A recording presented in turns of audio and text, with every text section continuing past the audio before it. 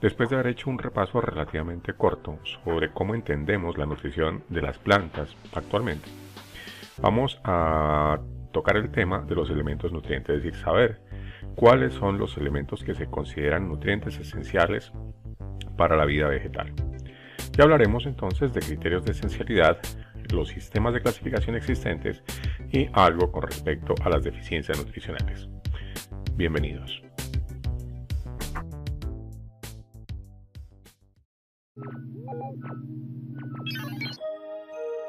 Para la agricultura, el suelo es una estructura viva que está en equilibrio con los elementos que lo condicionan. Se forma gracias a una serie de cambios físicos y químicos de la masa rocosa que está en contacto con el aire y sufre la acción de los fenómenos meteorológicos a lo largo del tiempo.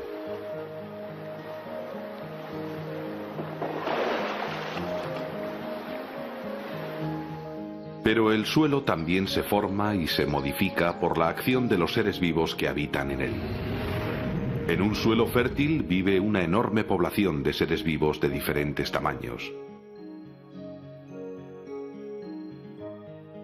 Así, en un gramo de suelo puede haber 10.000 millones de bacterias microscópicas que descomponen los restos de animales y plantas muertos y fijan en el suelo sustancias que son vitales para las plantas.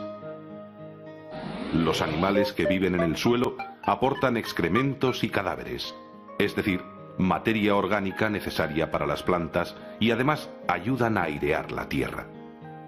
Las beneficiosas lombrices pueden remover en un año hasta 10 toneladas de tierra por hectárea. La roca madre, el clima, el tiempo y los seres vivos logran la formación de suelos fértiles para la agricultura. Las plantas necesitan hidrógeno, oxígeno y carbono, que obtienen principalmente del dióxido de carbono del aire y del agua. Pero las plantas también necesitan nitrógeno, fósforo, potasio y otros elementos que deben obtener del suelo.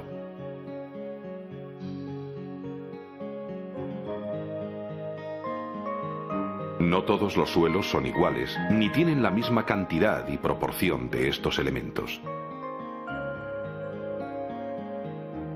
Uno de los factores que hay que tener en cuenta es el relieve del terreno. En pendientes fuertes el agua arrastra los nutrientes y el suelo fértil tiene apenas unos centímetros de grosor. En las mesetas de terreno nivelado, por el contrario, se forman gruesas capas de suelo de hasta más de 1 metro. Pero es el clima el factor que ejerce mayor influencia en la formación del suelo. Los climas rigurosos, como los de la tundra o el desierto, generan suelos pobres en los que la vida es muy escasa. En cambio, el suelo de la sabana alimenta a gran cantidad de animales. La humedad y la temperatura ambiente aceleran o retardan la formación de suelo. Así, en los climas tropicales la descomposición es mucho más rápida que en los climas templados y los suelos son pobres en nutrientes. Las plantas también favorecen la formación de suelos fértiles porque estabilizan la tierra, reducen la erosión y concentran el material orgánico y los nutrientes en la superficie. Todos los agricultores saben que para conseguir buenas cosechas los cultivos necesitan agua, aire puro y sol. Y que un suelo, aunque sea muy fértil, no puede producir continuamente sin recibir lo que las cosechas le quitan. Pero estos conocimientos, que hoy nos parecen tan evidentes, se han ido adquiriendo a lo largo de muchos siglos de experiencia.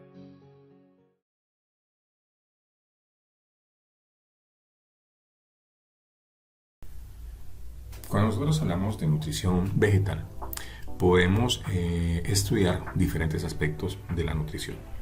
Podemos hablar de adquisición, podemos hablar de la acumulación de los elementos nutrientes, podemos hablar de cómo esos elementos nutrientes se transportan al interior de los tejidos vegetales, o podemos hablar de la función específica que cada uno de ellos tiene. Nosotros en el curso de suelos y de fertilidad de suelos, el énfasis lo haremos sobre el primer proceso, es decir, sobre adquisición, cómo las plantas toman estos nutrientes a partir de la solución del suelo.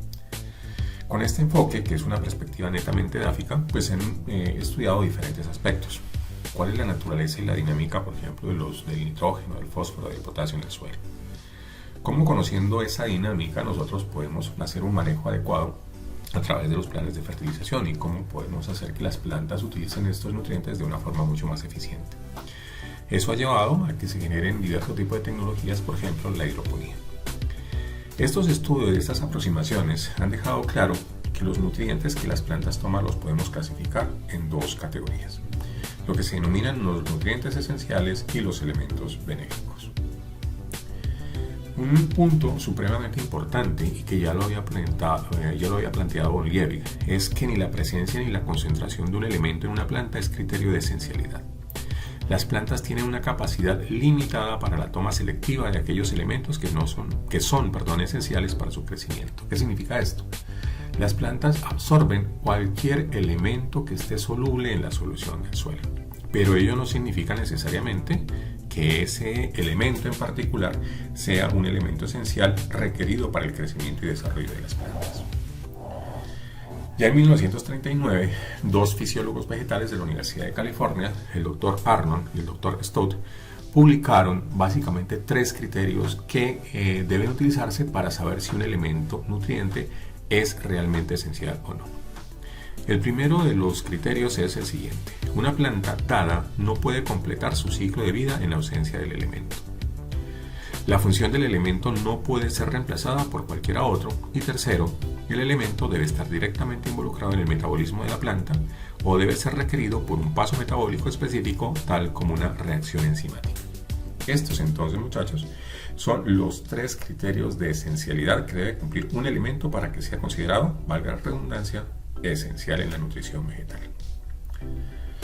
Hay, por otro lado, los elementos benéficos, que básicamente no cumplen con cualquiera de los criterios planteados anteriormente. Una vez que se conocieron entonces los criterios de esencialidad y la serie de estudios que se hicieron, se establecieron que habían 16 elementos que cumplían con esos criterios de esencialidad. Y esos elementos se clasificaron en una primera aproximación teniendo en cuenta simplemente la concentración relativa. Así ustedes van a escuchar permanentemente que los elementos los podemos clasificar en macronutrientes y en micronutrientes. En algunos casos también podrían escuchar que hay una clasificación que habla de macronutrientes, elementos secundarios y micronutrientes. En cualquier caso, todos tienen que ver simplemente con la concentración relativa de estos elementos químicos dentro de los tejidos vegetales. Una cosa también que es muy importante es tener en cuenta que independientemente de la cantidad de nutriente que haya en los tejidos, todos son esenciales. Por ejemplo, el carbono, el hidrógeno y el oxígeno se requieren en muchísima cantidad, el magnesio en mucha menos y mucho menos el molibdeno. No obstante, si el molibdeno no está presente en el suelo, si la planta no lo puede absorber porque no está disponible, simplemente la planta muere. La planta no puede completar su ciclo de vida, y eso es la importancia de la clasificación de los elementos como elementos esenciales. Los 16 elementos entonces que se considera actualmente, porque podría ser que más adelante haya que incorporar otro, los 16 elementos que se consideran esenciales en la nutrición de la planta son los siguientes: carbono, hidrógeno, el oxígeno, el nitrógeno, el fósforo, el potasio, el azufre, el calcio y el magnesio. Todos estos encajan dentro de lo que se denominan macronutrientes, como reitero, debido a la cantidad que requieren las plantas. Entre los micronutrientes encontramos el cloro, el hierro, el boro, el manganeso, el zinc, el cobre y el molibdeno. ¿Qué ocurre con el níquel? ¿Por qué lo tengo en una correlación diferente? Porque todavía no hay acuerdo entre los diferentes autores si el níquel realmente es o no es un elemento esencial. Lo he incluido acá porque parecería que esa va a ser la decisión final. Esta tabla es muy importante que ustedes la tengan en cuenta y empiecen a estudiarla con bastante detalle. Primero, para darnos cuenta las cantidades que se requieren de los elementos nutrientes. Dijimos que había macronutrientes y había micronutrientes. Pues bien, miren las proporciones. Carbono, oxígeno e hidrógeno se requieren en grandes cantidades. Estamos hablando de que se requiere el 45% es carbono, 45% es oxígeno y el hidrógeno el 6% en términos de composición porcentual de los tejidos vegetales. Las cantidades que se requieren de nitrógeno, fósforo y potasio son menores, pero son igualmente importantes. Y miren las cantidades de calcio, magnesio y azufre. Por eso es que estos en algunas ocasiones se denominan secundarios. Otra cuestión muy importante es la forma como se toman estos elementos por parte de las plantas. Ya habíamos hablado en alguna presentación previa que el CO2 no es un problema importante realmente desde el punto de vista de nutrición, porque el CO2 está en forma abundante en la atmósfera, así es que las plantas en general pues no van a sufrir por ello. En el caso del oxígeno y el hidrógeno, dijimos que estos dos proceden del agua, por tanto tampoco son un problema mayor, pues a menos que obviamente no exista agua. Y miremos los que vamos a estudiar durante este curso. Básicamente el nitrógeno, el fósforo, el potasio, el calcio, el magnesio y el azufre. Si ustedes se dan cuenta, todos tienen formas iónicas. El caso del nitrógeno, por ejemplo, encontramos que las formas en las que la planta lo puede absorber es en forma de amonio o en forma de nitrato. Los dos tienen carga positiva. Los dos tienen carga iónica. El uno es positivo, el otro es negativo. En el caso del fósforo, las formas predominantes en el suelo y que la planta puede absorber son las formas de ortofosfato. Miren también que son formas iónicas. En el caso del potasio, la forma predominante y que toma la planta es el K+, un ion potasio, el calcio, el A+, el magnesio o el sulfato en el caso del azufre.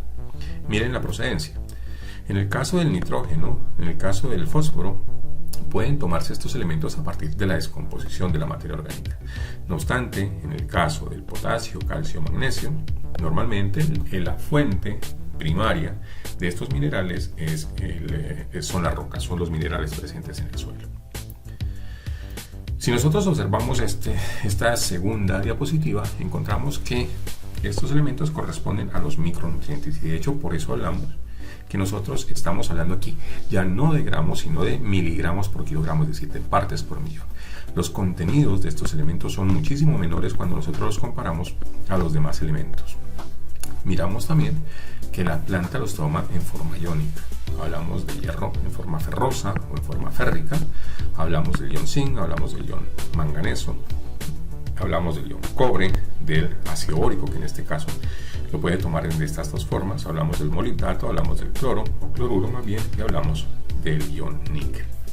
La mayoría de estos presentes en los elementos minerales en la solución, elementos minerales en la matriz del suelo. Habíamos dicho que hay otro grupo de elementos que no son esenciales pero que se consideran benéficos, en tanto generan efectos positivos sobre el crecimiento y desarrollo de algunas especies vegetales. De los más conocidos, el sodio, el silicio, el cobalto y el selenio. Aquí tenemos nuevamente una tabla de elementos, pero en este caso recuerden, no estamos hablando de elementos esenciales, sino de elementos benéficos. Tengan en claro por favor la diferencia. Al igual que los esenciales, la forma en que las plantas los absorben son cuando ellos están en solución, y para ello necesariamente son formas iónicas. La mayoría de ellos provienen entonces de los minerales presentes en el suelo. Esta es la clasificación clásica, aquella que clasifica los elementos nutrientes como macronutrientes o como micronutrientes. Pero hay una clasificación moderna que obedece a otro esquema, y es básicamente a cómo ellos se comportan bioquímicamente y teniendo en cuenta también la función fisiológica de los elementos. Esta propuesta la hicieron Mengel y Kirby en el año 1987 y ha venido siendo utilizada cada vez con más frecuencia. De acuerdo con la clasificación de estos autores, los elementos nutrientes esenciales pueden clasificarse en 4 grupos. El grupo número 1, que incluye al nitrógeno y al azufre, corresponde a aquellos nutrientes que son parte de los compuestos de carbono. Ustedes saben, las proteínas, por ejemplo, contienen nitrógeno, los ácidos nucleicos contienen nitrógeno, entonces digamos que encajan dentro de este grupo. En el grupo 2 se clasifican o se incluyen aquellos elementos que son importantes en el almacenamiento de energía o en la integridad estructural, particularmente de la membrana. Y dentro de este grupo entonces tenemos, por ejemplo, el fósforo, el silicio y el boro. Dentro del grupo 3 encontramos todos aquellos elementos nutrientes que permanecen en forma iónica normalmente a nivel del citoplasma. Los más importantes, los que se incluyen dentro de este grupo son el potasio, el calcio, el magnesio, el cloro, el manganeso y el sodio. Por último, el grupo 4 corresponde a aquellos nutrientes que están involucrados en las reacciones redox y forman parte de este grupo el hierro, el zinc, el cobre, el níquel y el molibdeno.